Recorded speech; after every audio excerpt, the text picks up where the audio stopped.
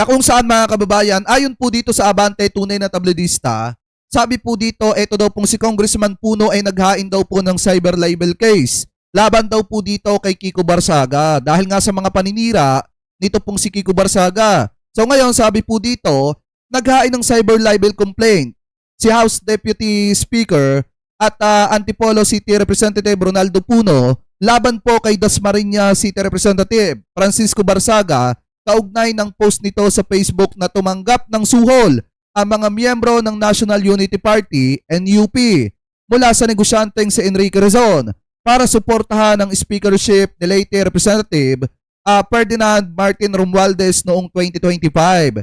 Sabi pa dito mga kababayan, ayon kay Puno, ang post ni Barsaga noong Enero 9 ay nagpapahiwatig na mayroong ginawang seryosong krimen ang mga miyembro daw po ng NUP. Kasi nga, syempre mga kababayan, ikaw ba naman akusahan ka na tumanggap ka ng pera, syempre magagalit ka. Eh kung wala namang katotohanan yan, natural sasampahan talaga ni Congressman Puno eto pong si Kiko Barsaga ng cyber libel kasi paninirang puri po yan mga kababayan at paninira po yan dito po sa National Unity Party. So ngayon sabi pa dito, si Barsaga ay meron umanong tinatayang 1.9 million follower at ang post ay kumalat din sa pamamagitan ng mga online news site at social media pages. Sabi pa dito, sinabi ni Puno na hindi maaaring protektahan si Barsaga ng parliamentary immunity dahil ang parusa sa naturang kaso ay mahigit 6 na taong kulong at ginawa ang pahayag sa labas po ng Kongreso mga kababayan.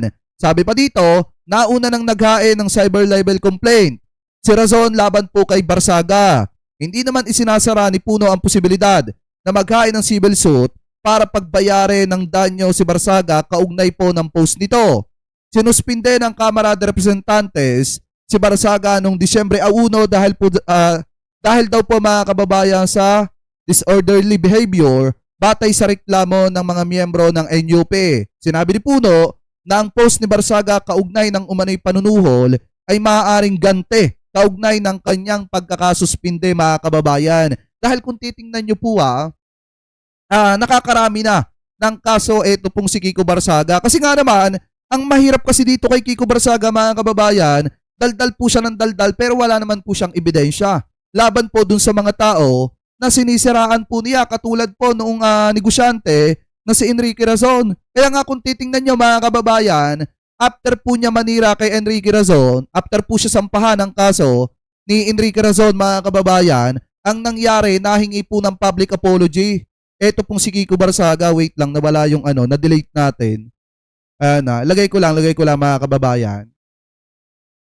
Nahingi ng public apology etong si Kiko Barsaga. Ito. Ayan. Apologies. Nahingi ng apology kay Enrique Razon. Siguro magkakaroon pa ng Man enough. my appeal process, but Enrique Razon, apologies. Siguro magkakaroon pa ng Man enough. my appeal process, but from a moral standpoint, if that is going to be my punishment for making a statement on what I assumed without what I Sir Enrique Razon, sorry daw po, sabi ni Kiko Barsaga. Ayan mga kababayan apology daw kay Enrique Razon. Kasi wala mga kababayan, mabigat yung isinampang kaso ni Enrique Razon at saka yung danyos. Masyadong malaki mga kababayan. Kaya nga kailangan mo mag-double time, Kiko Barsaga, para may pambayad ka doon. Kasi mabigat-bigat yung kaso mo at yung nakabangga mo. assumed of Rizon's moral perspective or of Rizon's personality, then yes, hindi tama lang na makasuhan ako dahil doon. Kung sakaling magkaroon ng fine or imprisonment as a penalty, like tanggap ko naman yun since no, seryoso. I know you don't are. take this as an admission I know of you are. guilt or as an admission of Kumbaga, like, you are man enough malice. to man up for whatever the consequences will be. Because once I read the letter of my father, he genuinely trusted Rizon. Yeah. And Kita mo? it was me who broke my father's trust during that time because of my Kita mo ang ginawa mo kay Kiko Barsaga. Ito yung mga bilib na bilib kay Kiko Barsaga. yung mga humahanga kay Kiko Barsaga. Ngayon, tingnan nyo kung ano yung sinasabi niya dito. Siya ang sumira ng tiwala ng kanyang tatay doon po dito po kay Sir Enrique Razon. Dahil po sa kanyang mga presentation, mga kababayan, laban po kay Enrique Razon. Tapos kayo, bilib na bilib kayo kay Kiko Barsaga. Sinasabi nyo, galing-galing. Dahil matalino. Hindi basta yung pinag-aralan. Ayan nga nagpa-public apology dahil sa kanyang paninira. Interpretation of what happened. And tama naman yun. People must be, and everyone must be liable for their crimes or their immorality. And if I were to lose the case, I'll willingly accept it. Siguro Enrique Makukulong ka. Makukulong ka dyan. Pagka natalo ka sa kaso, yun yung pinakamabigat dyan, mga kababayan. Talagang matindi-tindi to. Diba itong ginawang ito ni Kiko Barsaga, mga kababayan? Alam nyo, napakalupit po nito. Ako na po nagsasabi. Ngayon, humihingi siya ng public apology. Kasi tawag dito, mali daw yung mga sinabi niya. Yung tiwala ng kanyang tatay, siya daw ang sumira. Mga kababayan, kaya nga kung mapapansin nyo siguro dito rin na-realize, dito sa podcast na ito ni Namon Tulfo na-realize na talagang mali yung pinanigan ni Kiko Barsaga na grupo. Eto, ngayon kung mga kababayan kasi kung titingnan natin ito, hindi mahal na mahal ni Sara ang tatay. tingnan nyo yung reaction dito ni Kiko Barsaga, mga kababayan. Tingnan nyo yung reaction dito sa podcast na ito ni Kiko Barsaga. Hindi mahal na mahal ni Sara ang tatay niya. Yung pupunta-punta sa The Hague si Sara. Nung araw yan, binabastos niya yung tatay niya Pero lang siyempre may political capital siya. Pag pupunta sa The Hague, ibig sabihin na mahal yung tatay. Hindi. Ayan Kaya lang si Sara Duterte pumupunta dyan po sa ICC ay dahil para ipakita dun sa mga sumusuporta sa tatay niya na kunyari mahal na mahal niya etong si Digong. Pero definitely hindi po talaga mahal ni Sara Duterte yung tatay niya. Mahal na mahal ni Sara ang tatay niya. Yan ang sinasabi ko sa iyo. Kita nyo yung reaction, mga kababayan, ni Kiko Barsaga talaga yung nagdala dito Ayan Walang-wala. May tinanong ko nga si Digong noon. Sabi ko, Bay, why do you allow your daughter to disrespect you? Sabi niya, hayaan mo na. Sabi ko, binababoy ka na, hindi mo pa sinasagot. Baka being a father talaga, just being patient lang with the daughter. Ayan diba, mga kababayan, dyan talaga nahimasmasan sa podcast na yan ni na Montulfo, ni na Sir Montulfo, eto pong si Kiko Barsaga. Kaya nga siya nag-public apology kay Enrique Razon Kasi siguro na-realize niya, mga kababayan, na maling tao yung nasamahan niya, yung sinuportahan niya. At maling tao rin yung pinapatalsik niya sa pwesto, mga kababayan. Siguro nare-realize niyang ganyan. Kasi kung nabubuhay yung tatay niya, baka nabatukan na to. Kasi sa totoo lang, mga kababayan, kung nabubuhay lang si Congressman PD, baka nabatukan na yan. At baka sinabihan na yan na sa lahat ng magagandang ginawa ko, ikaw lang yung sumira. Yung koneksyon ng pamilya natin sa iba, ikaw yung sumira. Kasi sa totoo lang, mga kababayan, yung tatay po niyan, si Congressman PD, napakagaling po na kongresista nun.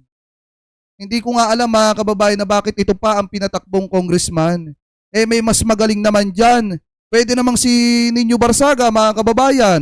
Or di kaya naman, pwede naman yung si Sir Terdy Barsaga, yung kapatid niyang isa.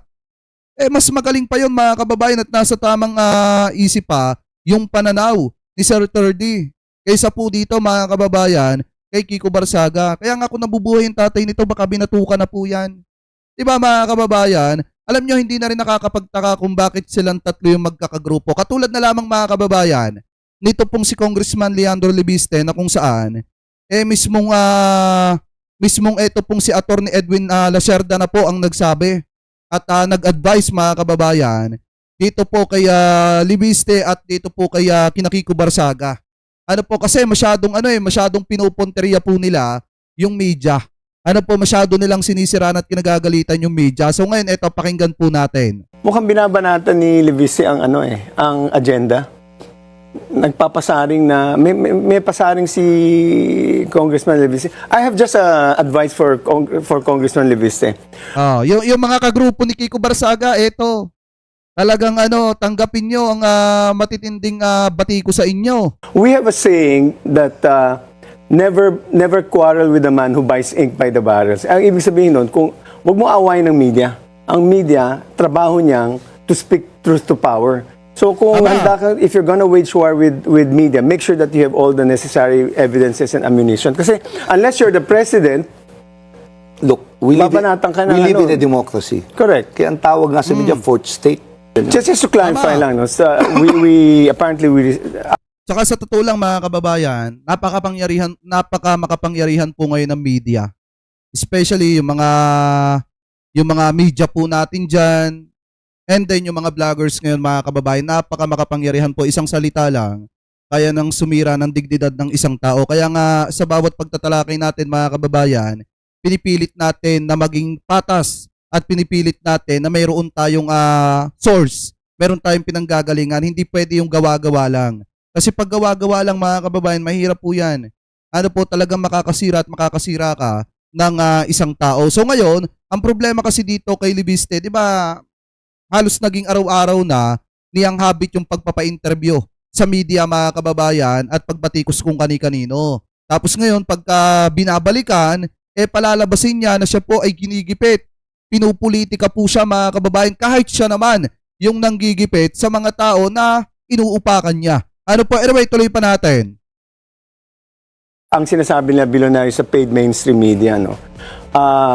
The role of media is to speak truth to power. Tama. And unless you have evidence, never insinuate that a certain media organization is paid because you're quarreling with the media and it's not, unless you are fully equipped to wage war, then don't do it. Huwag kang balat sibuyas at balasuba. ito po yung akin lang, ano. Yung nire-report ng media, hindi namin kagagawan yun, ha. Tama. Kung sino man yung taong pinag-uusapan ng media, may ginawa ka. Tama, mabuti o mali. Kasi kung mabuti naman ginawa mo, pinopromote ka naman sa media. Hindi ka nagko-complain. Kung may sabit ka at pinag-usapan ka ng media, all of a sudden galit ka of the same station na pinomote ka dati, parang Correct. hindi ata parehas yun. Huwag pikon, di ba? Huwag kang pikon. Bawal ang pikon. Ayan. Di ba mga kababayan? Kasi ako talaga, para po talaga sa akin, dapat po hindi po masyadong pikon itong si Congressman Leandro Leviste, lalo na, at siya naman din po ang may kagagawan kung bakit po siya napapag-usapan ngayon. At ang isa pa dyan mga kababayan, kung hindi niya sana pinatulog yung mga document na hawak po niya, kung una pa lang, inilabas na po niya, di hindi po siya paghihinalaan ng taong bayan at hindi po siya gaanong pag-uusapan sa media. Ibig sabihin, kaya po siya napapag-usapan sa media, ginusto niya rin. Dahil nga, araw-araw siya halos na nagpapamedya, mga kababayan, nagpapa-interview. At ang isa pa dyan, kaya nga nung lumapit etong kanyang magulang kay Senator Ping Lacson, ano ba yung naging payo ni Senator Ping Lacson? Magdahan-dahan, huwag padalos-dalos, at iwasan ng araw-araw sa media. So ibig sabihin, yung mga pagkakamali na nakikita kay Congressman Leandro Leviste, ang gumawa rin yan ay walang iba kung hindi siya rin, mga kababayan. Ano po? So ngayon, kayo, mga kababayan, ano po masasabi ninyo? Hingil po dito sa mga topic na yan na tinalakay po natin. Sa tingin nyo, dapat ba mga kababayan na makulong na lamang ito pong si Kiko Barsaga? At dapat po ba mga kababayan na hindi siya patawarin ni Sir Enrique Razon dahil po sa mga paninirang ginawa po niya? Kasi nagpa-public apology na ito pong si Kiko Barsaga, mga kababayan. So ngayon, comment below na lamang po kung ano po masasabi nyo. Hingil po dyan.